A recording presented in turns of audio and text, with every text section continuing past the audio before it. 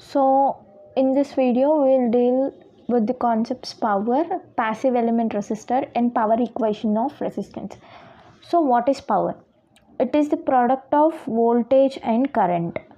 So it is the product of voltage and current, right? And it is the rate at which work is done, or you can also tell it as energy which is transferred or converted. This is fine. And power is measured in the form of watts. Okay, so this is the measurement which we use to find power, and the formula is dW by dt into joule per second watt, because we measure it in terms of watts. So this is the concept of power.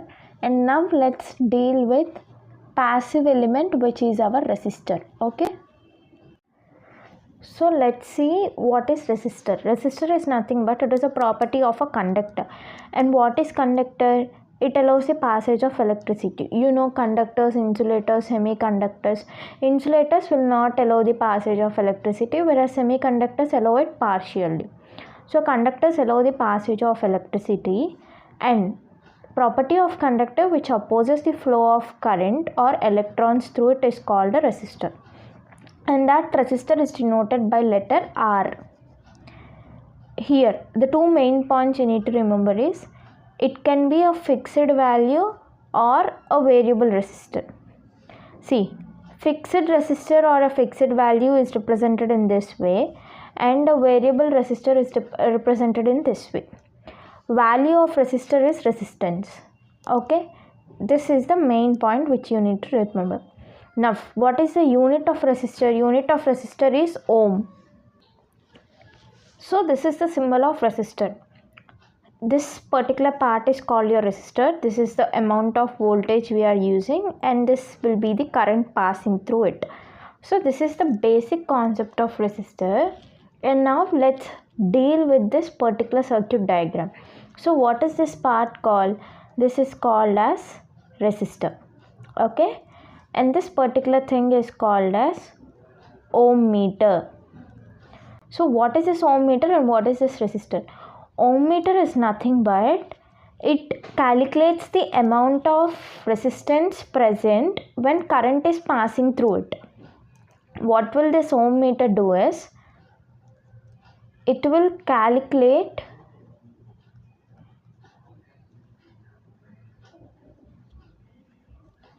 the amount of resistance present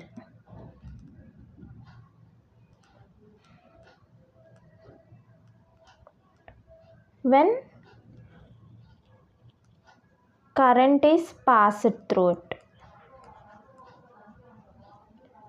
So this is nothing but our circuit diagram which we have for this resistor and ohm meter. And now we will see how to derive the formula for this resistor part. So how to derive the formula? From Ohm's law. We already know what is Ohm's law. V is equal to IR. Okay, so from V is equal to IR, to find the resistance, what we will do? R is equal to V by I. This is the formula we need to use to find the resistance. And to find current, we will do it as I is equal to V by R. This is the formula we use. Okay, for time being no need to by heart this one. We'll concentrate only on this part since it is resistance. And now either this you can use, or we have another set of thing also. So this resistance is directly proportional to the length of conductor. See, suppose this is called my conductor. So what is my resistance doing? It is directly proportional to the length of my conductor. And next, this will be my equation 1. And resistance is directly proportional to 1 by A, which means here A is equal to area of cross section of my conductor. So this will be my second equation. So what we'll get now from equation 1 and 2, what will I get? So here I need to whatever I need to, this will be my length, and I need to combine these two equations. I need to equate it. So while equating, the directly proportional symbol will become to equal to, and in turn there will be a constant part adding to it. So what will happen here is R is equal to rho into L by A. This will be my formula. Here, why did we get this rho part? See, rho came because we are removing the proportionality symbol. Here what we are doing is, here we are removing proportionality symbol, and we are making it equal to. So in that case, we will get a constant value. That constant value in this case is called as rho. So this is the case why we get this rho symbol. Clear? And now let us derive the resistivity formula. Now this rho is called as, see, rho is nothing but resistivity, and the units of resistivity are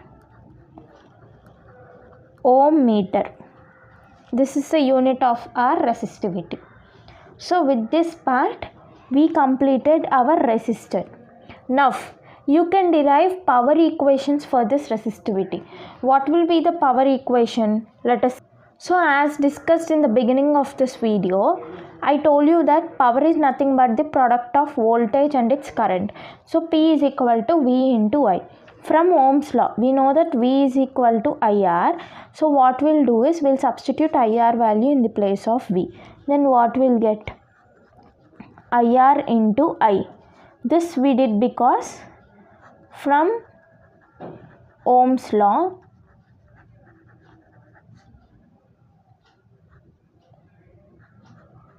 V is equal to IR. Okay, so we substituted it. Now what we'll get? I square R. So our P will be I square R. So this is the resistivity in terms of power. So why we'll use this formula is, if in our question they give us current and resistance and they ask us to find power, we use this formula. So even capacitor also has some power equation and inductor also has some power equation. We'll discuss regarding that in the later videos. But for now, the power equation for resistor will be P is equal to I square R.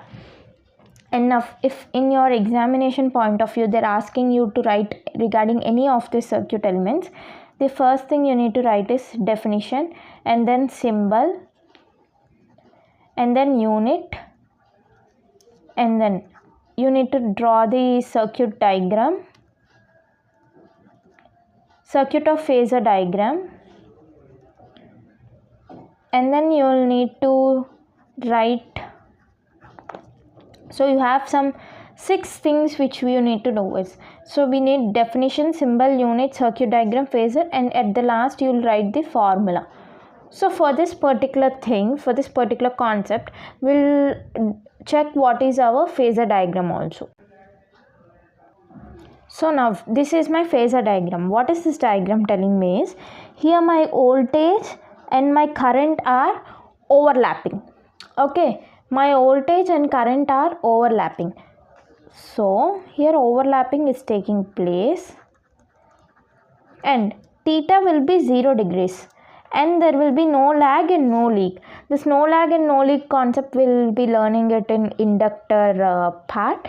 So till here we completed the concept of resistor, which is our first passive element. And in the next video we'll deal with inductor and capacitance. Okay, I hope you understood. If you're having any doubts, just mention it down in the comment section so that I will be able to clear you regarding that part.